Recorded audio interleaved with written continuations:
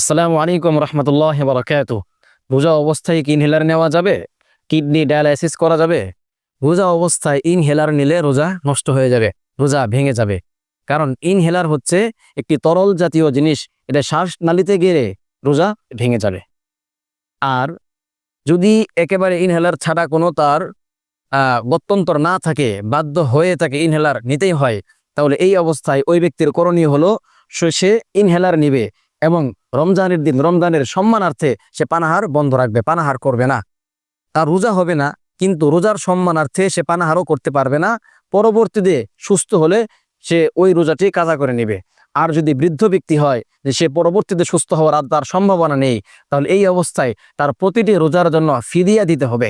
ফিদিয়া হলো যে একজন গরিব সে সারাদিন খাবার জন্য, 2 বেলা পেট ভরে খাওয়ার জন্য যেই পরিমাণ খাবারের প্রয়োজন পড়ে, ওই পরিমাণ খাবার তাকে সদকা করতে হবে, দান করতে হবে।